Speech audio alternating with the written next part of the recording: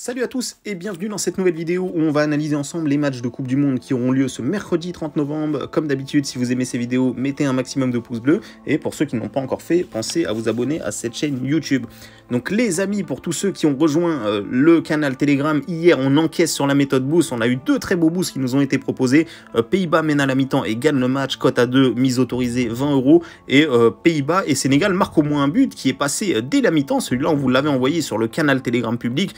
Donc ça fait plaisir, bravo à ceux qui ont suivi.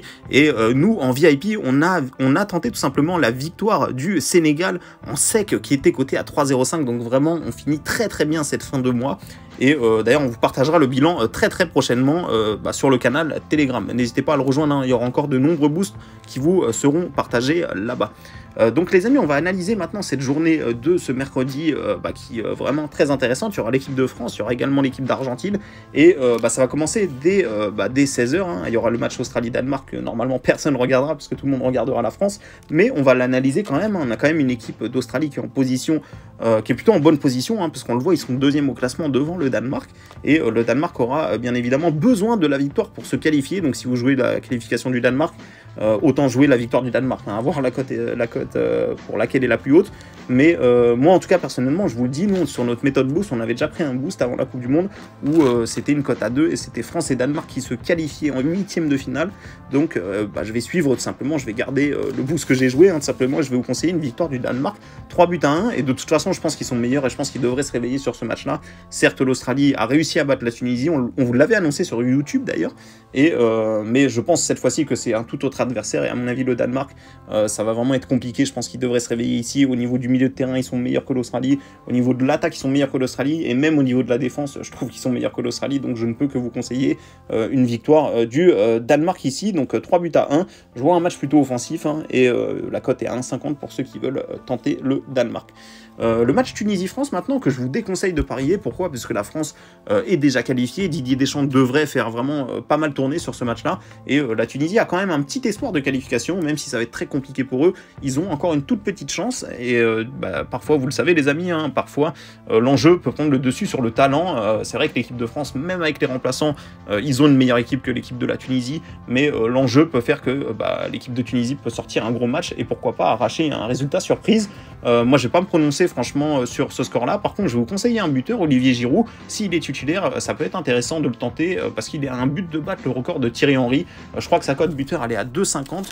Et voilà, pour ceux qui veulent y aller, je pense que ça peut être une bonne opportunité. Et en score exact, je vous donne vraiment un partout, mais sans prendre conviction. Pour moi, je serais pas surpris de n'importe quel résultat sur ce match-là. Les matchs de 20 h maintenant, où il y a encore une fois beaucoup d'enjeux avec l'Arabie Saoudite qui a réussi à créer la surprise contre l'Argentine au premier match. Ensuite, ils ont perdu contre la Pologne. On vous l'avait annoncé, les amis, et souvent quand c'est comme ça, une grosse surprise qui tombe, c'est difficile après d'enchaîner. L'Arabie Saoudite était attendue, sera encore une fois attendue contre cette équipe du Mexique qui défend vraiment très bien. L'Argentine a quand même mis du temps au dernier match avant de marquer ses 2 buts contre le Mexique. Le Mexique contre la Pologne qui ne prend pas de but. Qui arrête d'ailleurs un penalty, hein, le gardien mexicain qui arrête un penalty.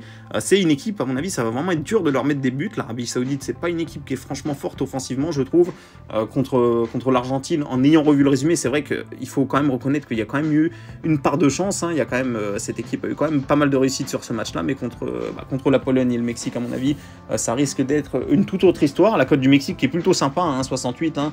Moi, personnellement, je pense que c'est les Mexicains qui devraient se qualifier dans ce groupe-là. Donc voilà les amis, je vous conseille la victoire du Mexique. En score exact, je vous donne 1-0. Comme je vous l'ai dit, c'est une équipe plutôt défensive, le Mexique, d'après ce que j'ai vu sur ce début de Coupe du Monde. Le dernier match maintenant avec l'équipe d'Argentine qui, on en parlait, hein, qui s'était fait surprendre au premier match contre l'Arabie Saoudite. Ensuite, il y a eu une très belle réaction contre le Mexique, avec Messi qui fait d'ailleurs une très bonne Coupe du Monde pour le moment. Et contre cette équipe de Pologne, franchement, je pense honnêtement que l'équipe d'Argentine est largement au-dessus de cette équipe de Pologne. La Pologne, j'ai vu un petit peu comment ça a joué, même contre l'Arabie Saoudite, c'était quand même bancal. J'ai trouvé même à 1-0. L'Arabie Saoudite a eu des occasions pour revenir à un but partout. D'ailleurs, il y a eu un pénalty manqué pour l'Arabie Saoudite lorsqu'il y avait 1-0. Franchement, la Pologne, je les trouve décevants. Ça fait un moment, franchement, que je les trouve décevants. Lewandowski, ok, il est là. Il porte un petit peu cette équipe de Pologne, mais de l'autre côté, contre une équipe aussi expérimentée que l'Argentine, qui a de réelles ambitions sur cette Coupe du Monde, j'ai du mal à voir la Pologne arracher quelque chose ici. Donc certes, ils sont premiers, mais je serais pas surpris que la Pologne se fasse éliminer de ce groupe. Voilà, donc je vais vous donner ici une victoire de l'Argentine, 2-0. Et pour ceux qui veulent tenter Messi buteur, pourquoi pas, mais sur YouTube, ici, là, je vais vous conseiller directement une victoire de l'Argentine en sec qui est cotée à 1,48. Donc voilà les amis, j'espère que cette vidéo vous a plu. Si c'est le cas, encore une fois, n'hésitez pas à mettre un maximum de pouces bleus. Et pour ceux qui veulent suivre ma stratégie, comme j'en parlais en début de vidéo, n'oubliez pas de rejoindre le canal Telegram. Et comme ça, vous aurez accès à différents pronostics que je partage gratuitement en public là-bas. Donc merci à tous les amis d'avoir écouté cette vidéo et je vous dis à demain pour la prochaine.